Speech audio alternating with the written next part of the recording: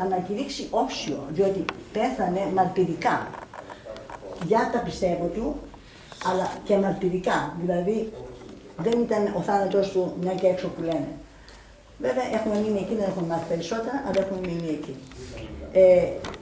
Για τον Διάκο και τον Αθανάσιο Διάκο, αυτός ο οποίος τον έκανε γνωστό ήταν ο Δροσίνης και ο Βαλαροίτης. Οι δυο τους είχαν γράψει γι' αυτό και έχει γίνει γνωστός. Παραπέμπουμε, φεύγουμε από την έκθεση και πάμε στον παππού. Ξέρετε ότι ο Δροσίνης είχε γράψει πάρα πολλά παραμύθια, αλλά είχε μεταφράσει και πολλά παραμύθια, ξέρω, παραμυθάω. Τα δικά του παραμύθια ήταν παραμύθια με νόημα, δηλαδή δεν ήταν τόσο ευχάριστα. Ο Λύκος έφαγε την κοκκινοσκουφίτσα και τα λοιπά, τη γυαλιά. Εγώ θα σας πω το παραμύθι αυτό που λέγεται η ιστορία του παππού. Είναι ένας παππούς, έχει δύο εγγονάκια και τα εγγονάκια τον παρακαλούν να πει μια ιστορία. Και λέει ο παππούς. Κάποτε, όταν και βάζει τον εαυτό του στο παραμύθι για να το κάνει και πιο ζωντανό στα παιδιά. Όταν ήμουν μικρός, είχα ακούσει που μιλάγανε οι μεγάλοι στο σπίτι και λέγανε «Αχ, αυτός πολύ τυχερός, έκανε την τύχη του, έκανε την τύχη του». Και αναρωτιόταν τι ήταν αυτή η τύχη. Μια ημέρα λοιπόν, περπατώντας στον δρόμο και σκεπτόμενος πού θα βρει αυτήν την τύχη, βλέπει ένα τσούλμο παιδιών να ακολουθούν μια κοπέλα ωραιότατη, η οποία κράταγε ένα μεγάλο πανέρι στο χέρι της, με διάφορα γλυκίσματα και μπισκοτάκια, τα μοίραζε στα παιδάκια και όλοι μαζί χαρούμενοι προχωρούσαν. Τα είδε πολύ χαρούμενα και τους ρωτάει, πού πάτε, ποια είναι αυτή η κυρία που ακολουθείτε, άλλη αυτή είναι η τύχη. Άλλη αυτή είναι η τύχη και εγώ θα έρθω μαζί σας. Και προχωρεί και ο παππούς με τα παιδάκια τα άλλα, σαν παιδάκι, και τότε πριν κάνει 2-3 βήματα, αισθάνεται ένα χέρι στον ώμο του και του λέει, πού πας παιδί μου, και γυρίζει και βλέπει μια γυναίκα μαυροφορεμένη και ηλικιωμένη και του λέει, παππού πάω, βρήκα την τύχη και την ακολουθώ, ξέρεις πόσο καιρό την έψαχνα. Όχι παιδί μου, του λέει, δεν βλέπεις ότι αυτή η κοπέλα είναι τυφλή και δεν ξέρει που πηγαίνει. Άρα και εσείς που την ακολουθείτε δεν ξέρετε που θα καταλήξετε. Λέει, και τι θέλεις να κάνουμε δηλαδή. Λέει, θα έρθεις μαζί μου. Λέει, και εσύ ποια είσαι. Εγώ, λέει, είναι η υπομονή. Το παιδί προσμετίστηκε, αλλά του λέει, έλα μαζί μου παιδί, μην χάνεις τον χρόνο σου, γιατί η ημέρα της ζωής μας είναι πολύ μικρή. Εκεί ο παππούς σταμάτησε την αφήγηση και έπαιρνε τα εγγόνια. Και παππού, τι έκανες εσύ δηλαδή, με ποιον πήγες. Λέει, και βέβαια πήγα με την υπομονή και πήγα αμέσως, γιατί μου είπε η ημέρα της ζωής μας είναι πολύ μικρή. Παρομοίαστε δηλαδή τη ζωή μας σαν μια ημέρα. Πώς βγαίνει παιδιά, λέει, ο ήλιος το πρωί, έτσι γεννιόμαστε. Και μετά μεγαλώνουμε και φτάνουμε και μεσουρανούμε. Έχουμε πια δουλέψει, έχουμε σπουδάσει, έχουμε κάποιο επάγγελμα. Είμαστε ικανοποιημένοι με αυτά που έχουμε κάνει και μετά αρχίζει ο ήλιος και πέφτει σιγά σιγά και εμείς μεγαλώνουμε.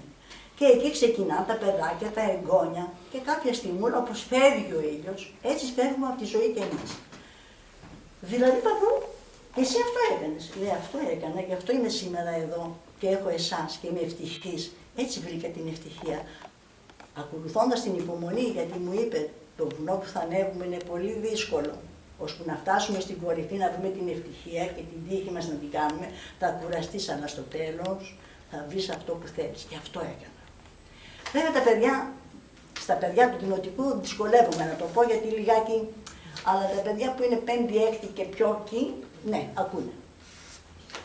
Σας λέω, ο Δροσίνης ήταν από τους μεγαλύτερους, απλώς ήταν τόσο ταπεινός που δεν παρουσίασε το έργο του επώνυμα. Πάντοτε με ψευδόνυμα υπέγραφε ή με γάμα δέλτα, ποτέ ολόκληρο το όνομά του. Απέναντι είναι μια τζαμαρία με τα δικά του αντικείμενα που υπήρχαν στο σπίτι από την αρχή του 1900 μέχρι την ημέρα που έφυγε. Βέβαια πολλά λείπουν, σας είπα το σπίτι βανδαλίστηκε, αλλά θα σας πω πως βρήκαμε και πολλά αντικείμενα από την ακρίβεια. Πάνω είναι η πρωτομή του Μεγάλου Ναπολέοντος. Αυτή η πρωτομή του έδωσε την αφορμή να γράψει έναν ύμνο όταν γιορτάσαν οι Γάλλοι τα 100 χρόνια από τον θάνατο του Μεγάλου Ναπολέοντος. Και του στείλαν και ένα ευχαριστήριο, το οποίο το έχουμε σε κάποιο σιτάρι μέσα στο δωμάτιο το άλλο.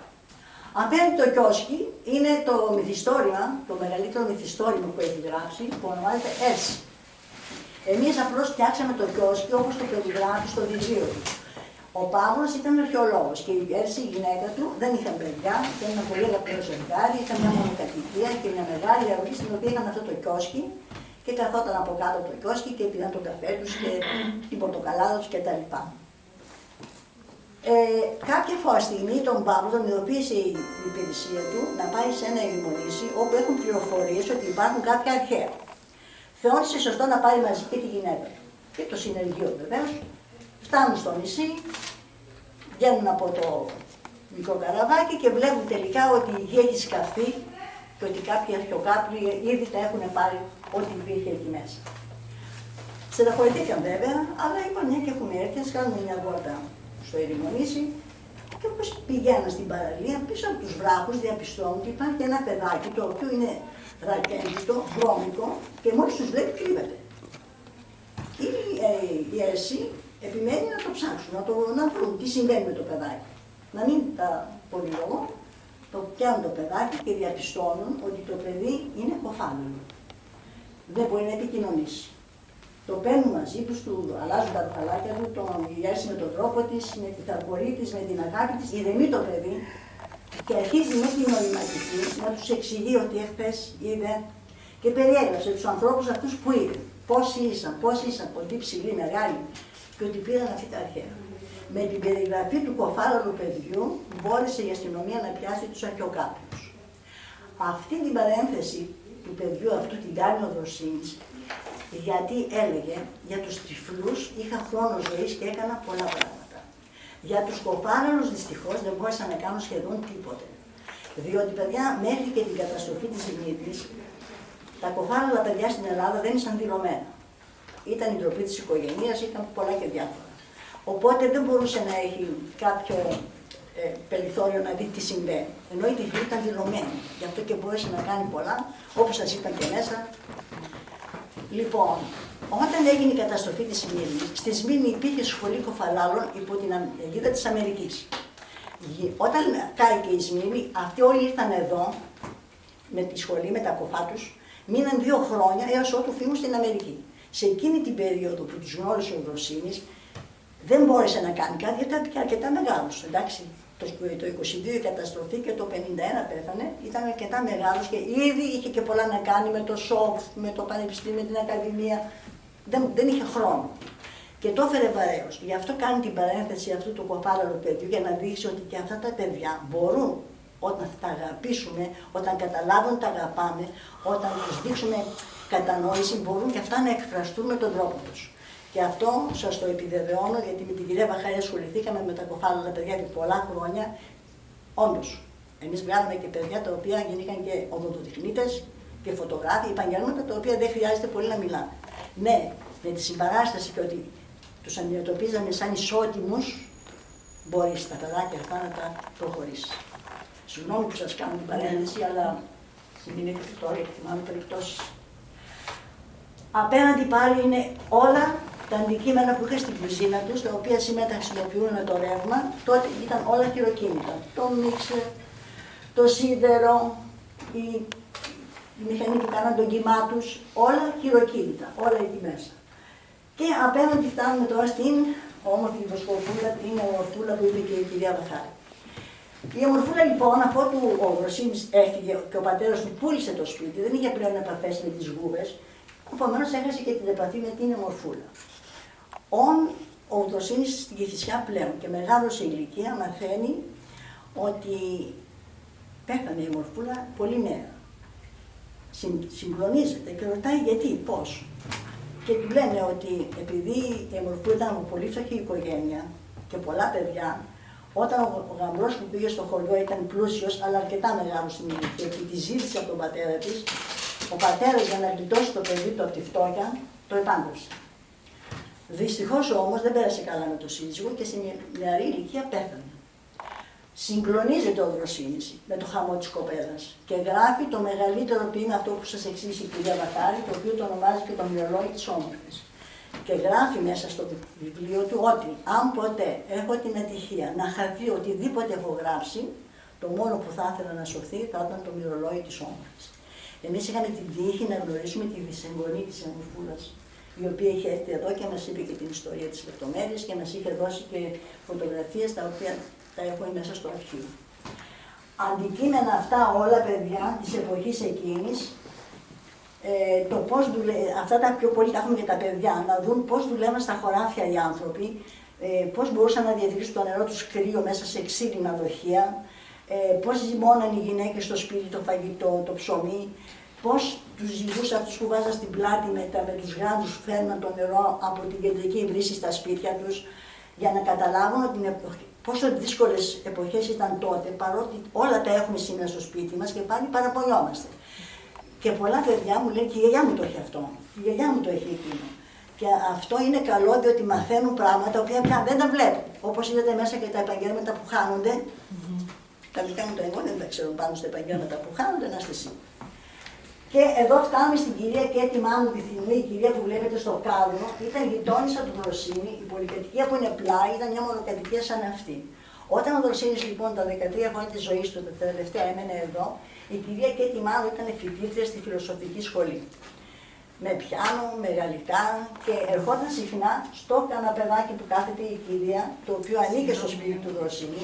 Όχι, έχετε καλά μισικό κονδύλε, το οποίο το ονομάσαν καναπεδάκι τέτα-τέτ, μας είπε η ίδια, γιατί καθόμουν με τον ποιητή και φιλοσοφούσαμε. Είχα μια πολύ πλατωνική σχέση, γιατί ήταν ο Δροσίνης πια πολύ μεγάλος και η κυρία Μάνου 20 χρόνων. Τελειώνει το πανεπιστήμιο και φεύγει στη Γαλλία, όπου και παντρεύτηκε. Δεν πάψαν ποτέ να αλληλογραφούν. Ό,τι γράμματα της έστειλε, μας τα έδωσε πριν πεθάνει. Γιατί γνωρίσαμε εμείς την κυρία Κέτη. Ήταν μια ωραία κυρία. Πολύ μεγάλη βέβαια. Μας έδωσε ό,τι γράμματα της έστειλε και ό,τι ποίηματα της έστειλε, χειρόγραφα και τα έχουμε μέσα. Και είπε ότι σπούδασα, αλλά πολλές γνώσεις μου έχουν μείνει από τον ποιητή μας. Αυτή ήταν η τελευταία, ας πω, μούσα του. Και μετά, όπως σας είπε η κυρία Βαχάρη, με το βιβλίο Ειρήνη τελειώνει η ζωή του και τον Ιανουάριο, 3 Ιανουαρίου του 1951, φεύγει από τη ζωή με πλήρη διάρκεια. Και θα σας πω το εξής. Το βράδυ πριν φύγει από τη ζωή, ήταν στο κρεβάτι του και ήρθε να το δει ένας φίλος του. Και του έφερε ένα κλαδάκι αμυγδαλιάς, αλλά με μπουμπούκι, δεν είχε ανθίσει ακόμη. Και του λέει, Γιώργη, κοίτα τι σου φέρα. Ανοίγει τα μάτια του, το βλέπει, το κρατάει και το βάζει πλάι του. Το πρωί που είχε φύγει από τη ζωή, τα μπουμπούκια είχαν ανθίσει. Και έτσι λέει, έφυγε με την ανθισμένη του αεροπλάνο. Σας ευχαριστώ.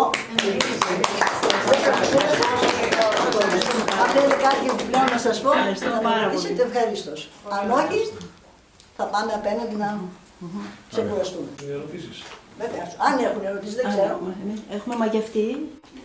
Είπατε εξαιρετικά. Πραγματικά σας ευχαριστούμε θερμά. Να είστε καλά. Εμείς ευχαριστούμε που ήρθατε. Να είστε καλά. Κύριε Ρεβέση, μπορείτε τότε. Συγγνώμη που θα τα πω από εδώ και θα είμαι πίσω από εσάς. Όχι, έλα εδώ. Έτσι για να σε βλέπω. Είμαι σχετικά φρέσκος στην υπόθεση του Δροσίνη και ήρθα εδώ από το φίλο του τον Προβελέγγιο, τον οποίον μελετώ. Και όπως ο Προβελέγγιος θα βοηθούσε τον Δροσίνη αφιλοκερδός, βοηθάω και εγώ εδώ. Και κρίναμε με την κυρία Βαχάρη ότι λόγω των καταστάσεων που έχουμε και περάσαμε και την πανδημία, η ιστοσελίδα μας θα έπρεπε πια να είναι λειτουργική.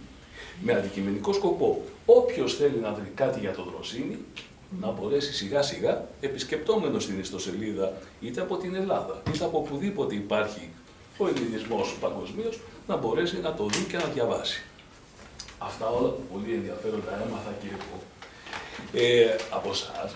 Τα έχω συναντήσει στις πάρα πολλές εκδόσεις, αυτές τις 83 για την ώρα σήμερα, που έχει βγάλει και τα τετράδια και τα φυλάδια, που έχει βγάλει ο Σύλλογος Φίλων του Μουσείου Δροσίνη. Αυτά όλα τα ψηφιοποιήσαμε και είναι διαθέσιμα εκεί σήμερα να μπείτε εσείς, να τα κατεβάσετε ή να τα διαβάσετε online. Πολύ ωραία. Εξαιρετική. Ταυτόχρονα, παράδειγμα, αυτό το βιβλιαράκι με τις συμβουλές του Δροσίνη δεν χρειάζεται να φωτοτυπηθεί πια. Αν είναι μέσα στα τετράδια μας, μπορεί κάποιος να μπει εκεί, να το πάρει και να το έχει στα χέρια του. Ταυτόχρονα, κάναμε μία άλλη προσπάθεια και προσπαθούμε, επειδή στο ίντερνετ κυκλοφορούν πάρα πολλές βερσιόν των συλλογών του Δροσίνη, ενώ των ποιητικών συλλογών του Δροσίνη, ξεκινήσαμε και τις μαζέψαμε και αυτές εκεί. Μπορείτε λοιπόν οποιοδήποτε, και ένα παιδάκι ή ένας ενήλικας ή οποιοδήποτε άλλος μπορεί να επισκεφθεί την ιστοσελίδα, θα πει Δροσίνης και θα δει το ποιητικό του έργο. Αντικειμενικός μας σκοπός είναι να συνεχίσουμε με πιο παιδαγωγικό υλικό. Για παράδειγμα, να περάσουμε τα παραμύθια του. Είτε τα παραμύθια τα οποία έχουν γραφεί με βάση τα παραμύθια του Δροσίνη από πλέον σύγχρονους συγγραφείς. Και γιατί το κάνουμε αυτό? Γιατί, όπως προέκυψε από την πολύ ενδιαφέρουσα παρουσίαση, ο πόνος του Δροσίνη, είτε λέγεται μέσα από το σόφ, είτε λέγεται μέσα από τα παραμύθια του, είτε λέγεται μέσα από τη ζωή του και τη σχολή των τυφλών, είναι παιδαγωγικό το έργο του. Και αυτό το παιδαγωγικό έργο του, ορισμένα σχολεία, όπως επί παραδείγματι και εδώ στην Κηφισιά υπάρχουν, ίσως θελήσουν να εστιάσουν πάνω σε αυτό το έργο και να το βρουν οι διδάσκαλοι, να το βρουν ενδιαφέρον ως έργο και να ξεκινήσουν από εκεί να χτίζουν, είτε αυτό λέγεται θρησκευτικότητα, είτε αυτό λέγεται πατριωτισμός, είτε αυτό λέγεται παιδαγωγικές αρχές, είτε εκείνοι θα κρίνουν πώς θα το κάνουν. Αυτά όμως όλα, τα οποία ίσως γίνονται σε κάποια δημοτικά σχολεία, που φυσικά θέλει φωτισμένους διδασκάλους, φωτισμένους διευθυντές, φωτισμένους ανθρώπους που να τους μιλήσει στην ψυχή τους και ο Δροσίνης, θα θέλαμε εμείς αργά ή γρήγορα να αρχίσουμε να τα προβάλλουμε ανάποδα. Δηλαδή αυτές οι δουλειές που γίνονται μέσα από αυτά τα σχολεία να μπορούμε εμείς να τις παρουσιάσουμε. Για παράδειγμα, το 2012 σε κάποιο σχολείο στην Ηλιούπολη, ένας καθηγητής μουσικής, τεχνικών και μουσικής, αποφάσισε να βάλει τα παιδάκια να ζωγραφίσουν θέματα από τα ποίηματα του Δροσίνη, να απεικονίσουν τον ίδιο τον Δροσίνη, και επειδή και αυτός ήταν μουσικός, ταυτόχρονα έβγαλε ένα ωραίο CD με τα παιδάκια να τραγουδάνε χοροδιακά κάποια από τα μελοποιημένα ποίηματα του Δροσίνη. Το έχουμε αυτό, λέγεται στο βιβλίο, είναι Κράχτης του ήλιου, θα το βρείτε μέσα σε αυτές τις πολλές εκδόσεις που έχουμε κάνει. Εμείς όμως θα θέλαμε να φτιάξουμε μια ειδική περιοχή στην ιστοσελίδα μας, όπου το σχολείο ΤΑΒΕ έχει κάνει αυτές τις εκδηλώσεις, έχει κάνει αυτές τις προσπάθειες και να μπορούμε με τη σειρά να είναι αμφίδρομος, δηλαδή ο δρόμος μεταξύ του Δροσίνη και εμάς. Βέβαια παιδάκια και ίντερνετ τώρα αυτή τη στιγμή είναι υποδιωγμόνοι, η πρόσβασή τους είναι υποδιωγμόνοι στο ίντερνετ. Υπάρχουν όμως οι γονείς τους, υπάρχουν οι εκπαιδευτικοί και ταυτόχρονα τηρώντας τα προγράμματα του Υπουργείου ή τις προδιαγραφές στο πλαίσιο του Υπουργείου, ταυτόχρονα χωρίς να πειράζουμε τα προσωπικά μας δεδομένα κτλ. Των παιδιών, οι δραστηριότητες τους, δηλαδή οι απαγγελίες τους, οι ζωγραφικές τους, εσείς θα το διαλέξετε, οι εκπαιδευτικοί θα το διαλέξουν, να μπορούν να βρουν ένα δρόμο δημοσιοποίησης ώστε να τους μιμηθούν άλλα σχολεία. Αυτά είχα να σας πω. Ευχαριστούμε πάρα πολύ και εσάς. Και συγχαρητήρια για ένα ποίημα που το ξέχασα, με συγχωρείτε. Είναι Ζηλιάκη, μισό λεπτό γιατί δεν βλέπω και καλά. Λέγεται «Σε μια κόρη της Ακροπόλεως». Από την ώρα που αναστήθηκες, 2 χιλιόχρονα θαμένη, σε παλιού κόσμου χαλάσματα δεν σ' αντίκρισα σαν ξένη. Στα ανοιγμένο μνήμα σου άπλωσα με λαχτάρα την αγκάλη, σαν να σε είχα, σαν να σε έχασα, κι άξαφνα σε βρήκα πάλι. Πώς, πού, πότε αδερφωθήκαμε, σε ποια πλάση περασμένη, που ούτε εγώ ήμουν σάρκα πρόσκαιρη, κι ούτε εσύ μαρμαρωμένη. Μες στο χάος της μνήμης τίποτε δεν μου μένει, παρά μόνο πως μια μέρα κάπου ενιώσαμε κάποιον ωραίο, μεγάλο πόνο. Και τον πόνο αυτό που αγιάτρευτο στην ψυχή μου μένει ακόμα, όμοια αγιάτρευτο τον γνώρισα στο μαρμάρινο σου στόμα. Σας ευχαριστώ. Να είστε καλά. Λοιπόν, μπορούμε να κατέβουμε. Του συλλόγου. Καλώς ορίσατε. Ευχαριστούμε για όλη τη φιλοξενία εδώ. Ευχαριστούμε πάρα πολύ. Να είστε καλά. Αυτό που έχω να σας πω είναι ότι γίνεται προσπάθεια. Συνεχίζουμε. Φαίνεται. Ο σκοπός μας είναι ο εμπλουτισμός των εκθεμάτων, όσο μπορούμε. Μακάρι να είχαμε κι άλλο χώρο, να γεμίζαμε αυτά τα πράγματα. Έχουμε πάρα πολύ αρχαιακό υλικό. Θέλει δουλειά. Το αρχαιακό υλικό θα μπορούσε να γίνει δηλαδή δουλειά μιας διδακτορικής διατριβής και 2 διατριβών. Έχει πάρα πολλά ο Δροσίνης. Και δεν έχει μόνο στα γράμματα, που ίσως σας έχει εξηγήσει και η Βαλτσίδου, έχει και πέραν της λογοτεχνίας πολλά πράγματα που πρέπει κανείς να σκάψει εντός εισαγωγικών και να βρει γιατί έκανε τον Νίκο Τυφλών, γιατί η σημαία η έπαρση οφείλεται σε αυτόν στα σχολεία μας, γιατί το ένα, γιατί το άλλο. Έχει κάνει πολλά. Και το μουσείο του νεότερου ελληνικού πολιτισμού είναι ουσιαστικά δημιουργία δική του. Από το μουσείο κατά κάποιο τρόπο κοσμητικών τεχνών. Από εκεί άρχισε και προχώρησε. Ήταν εκεί, το είπατε, του Τζισταράκη κλπ. Έχει πάρα πολλά ο Δροσίνης και θέλει δουλειά. Και οφείλουμε να κάνουμε ό,τι μπορούμε. Θα κουβεντιάσουμε και απέναντι. Ναι, Ευχαριστούμε πάρα πολύ. Ναι, ελάτε.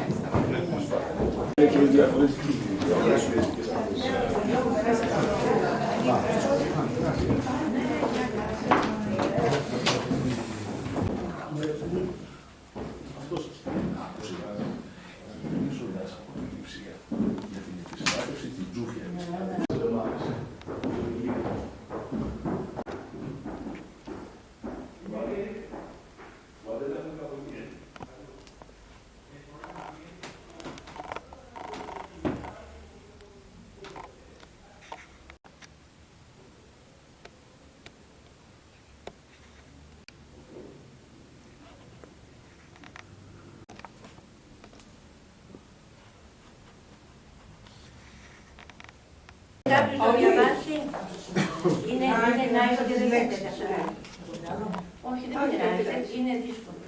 Μόλις το διαβάσουν τα παιδιά 2 φορές. Βλέπετε, Από μνημόνευση. και πρέπει να συμπληρωθεί και τα λοιπά και τα λοιπά. Πάμε επόμενο.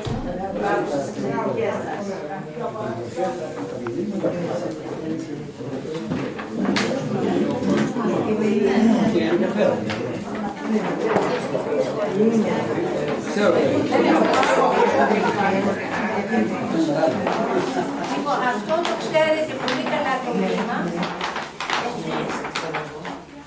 Το ξέρετε το βήμα, αυτό βέβαια θέλει λίγο περισσότερη δουλειά, ας το πούμε έτσι. Συνήθως οι δάσκαλοι το έχουν δουλέψει. Προχθές που είχε έρθει το ήξερε και αυτό. Και όταν το έχουν δουλέψει λίγο στο σχολείο, είναι πιο εύκολο μετά να το κουβεντιάσουμε εμείς. Αλλά αξίζει, διότι όπως ξέρετε δεν θέλω του Χρυσού, έχει γίνει και τραγούδι, Ο Θεοδωράκης το έχει δημιουργήσει. αλλά σας το λέω για να δείτε, είναι ένα παιχνίδι που παίζουμε όταν έχουμε εκδηλώσει, δηλαδή εμείς. Και είναι όλες οι δραστηριότητες του Δροσίνη.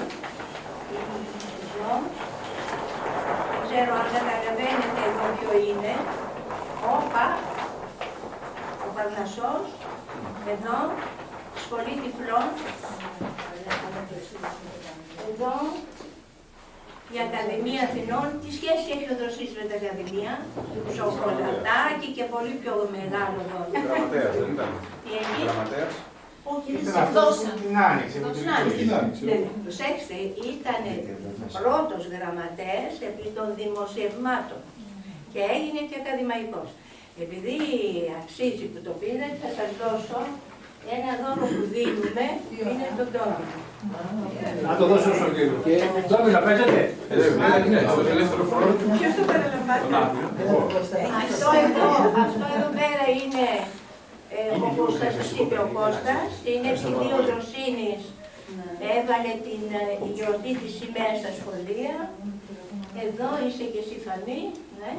Η κυρία ήταν εδώ, αλλά δεν την ξέρω αν την βλέπετε. Εμείς την κάναμε γιατί έβαλε και τη γυμναστική. Εδώ μήπως ξέρετε τι σχέση έχει το Τζισταράκι? Ναι, Τι σχέση έχει, κύριε Φίμη, πέστε, να πάτε για σχολείο. είναι το τζαμί του ήταν κάτω, στην πλατεία μοναστηρίου. Το τζαμί ήταν το κέντρο κοσμητικών τεχνών που έφτιαξε ο Δροσίνης το είπαμε και πάνω αυτό, και μάζευε λαογραφικό στοιχείο, κυρίως και ντύματα κλπ. Και είναι η απαρχή και η ζύμη του νεότερου μουσείου, του νεότερου ελληνικού πολιτισμού. Τα μάθατε όλα. Μην αφήνετε τις φωτιές μόνες τους κάτω. Θα δείτε και την κόρη μου. Θα δείτε και την κόρη μου. Γιατί την βάλαμε εδώ? Δεν σας το πω πώς θα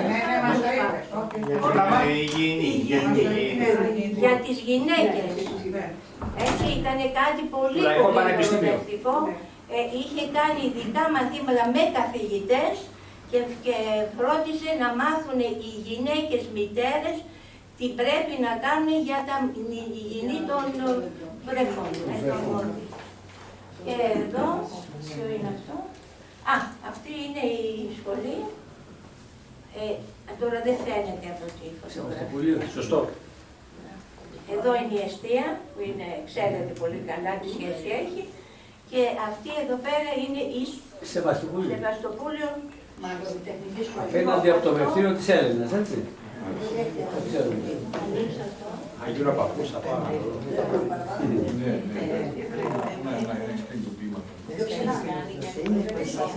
Λοιπόν, αυτό είναι για καπέλο, όπως το βλέπετε. Και πάλι θέλει δύο. Νομίζω ότι καταλάβατε πώς παίζεται και αυτό. Ο Παλαμάς μιλάει στο Δροσίνη και λέει πώς αλλιώς να σε πω συνοδοιπόρο, ο Γιώργος Δροσίνης απαντάει κτλ. Δεν ξέρω αν έχετε όρεξη για καπέλο, εμείς έχουμε καπέλα. Άρα ο κύριος που ήθελε το καπέλο. Άρα θέλουμε δύο άτομα. Το κλείνουμε. Το κλείνουμε.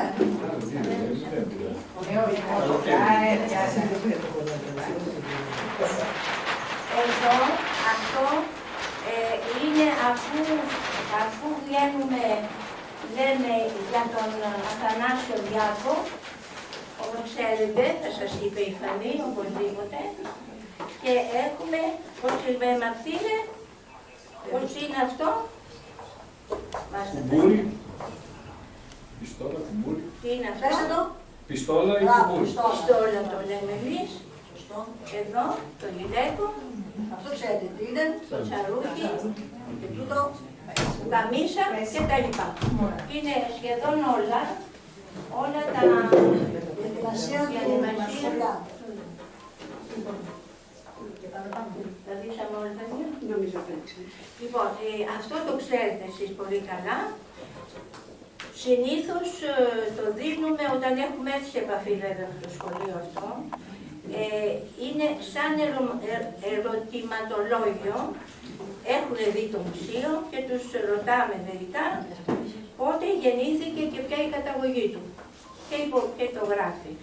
Αυτό όταν το συμπληρώσει γίνεται, εσείς ξέρετε πιο καλά, γίνεται ένας διαγωνισμός και μετά φτάνουμε εμείς με τα δώρα, με τα βιβλία. τέλεια. Αυτό, αν το θέλετε, θα πρέπει να μας πείτε πόσα θέλετε για να σας δώσουμε 10, 20, 40, 80, όσα χρειάζεται. Εντάξει, αυτό. Τελειώνω. Αυτό εδώ πέρα είναι ένα φυλάδιο που είναι πιο πολύ για εσάς, που μπορούμε να σας το δώσουμε, που είναι σε λίγα φύλλα σχεδόν ό,τι είδατε στο μουσείο. Αυτό βέβαια δεν είναι για τα παιδιά, είναι πιο πολύ για τους... Τώρα να παίξουμε τελευταίο παιχνίδι μεταξύ μας.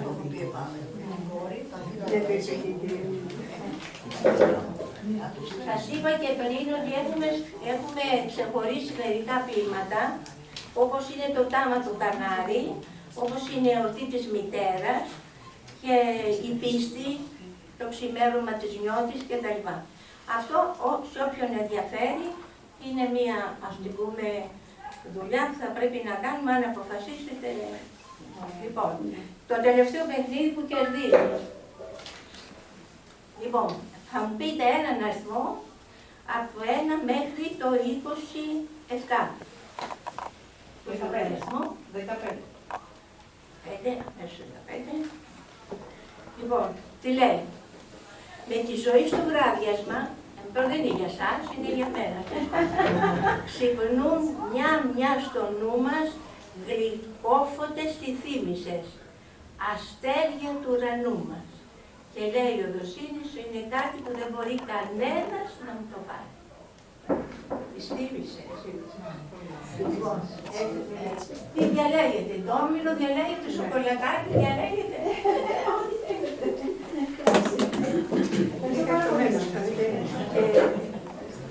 Λοιπόν, σας αφήνουμε, έρχεται το φαΐ. Πού είναι το φαΐ?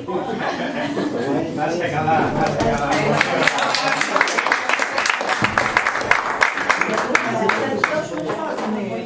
Πριν πεθάνει ο Δροσίνης, ερχόταν εδώ σε καθημερινή βάση και τον απαθανάδιζε σχεδιογραφικά και γλυπτικά. Έχει φτιάξει μια πρωτομή του, είναι αυτή τη στιγμή στην Εθνική Πινακοθήκη. Έχει φτιάξει ένα άλλο πρόπλασμα με τον Δροσίνη καθήμενο και το χέρι του, γιατί το θεωρούσε ότι το χέρι του Δροσίνη είναι αφρόπλαστο. Ξέμεινε μία πρωτομή σε μάρμαρο. Αυτή εκτέθηκε το 1952 στην έκθεση στο Ζάπιο, στα έργα του Φαλιρέα. Μετά θάνατον και του Φαλιρέα, η χείρα του αποφάσισε και το δώρισε στο Δήμο Κηφισιάς, γνωρίζοντας ότι θα έρθει κάποια στιγμή εδώ. Όπως και πραγματικά ο κύριος Βάσος την έφερε την πρωτομή εδώ με το δικό του αμάξι, όπως μας διηγείται. Είναι αξιοπερίεργο και δεν νομίζω ότι υπάρχουν άλλες τέτοιες πρωτομές, γιατί δεν γνωρίζουμε εάν ο Φαλιρέας ήθελε να την ολοκληρώσει και να την κατεβάσει πιο κάτω. Δεν είναι ακριβώς όμως έτσι. Γιατί στις κριτικές που παίρνει αυτή η πρωτομή μετά την έκθεση στο Ζάπιο, όλοι οι κριτικοί τη θαυμάζουν και λένε βλέπουμε έναν Δροσίνη που αναδύει ανησυχία. Δηλαδή έχουμε και κριτικές για αυτή την πρωτομή. Ίσως του Φαλιρέα δεν βρήκε τον χρόνο, ίσως του άρεσε ένα πληροφοριακό έργο, λέει δεν υπάρχει τέτοια άλλη πρωτομή και την παρέδωσε έτσι. Αυτά για το ιστορικό της υπόθεσης. Ευχαριστούμε. Μόνο την ομιλία της κυρίας Βαχάρη.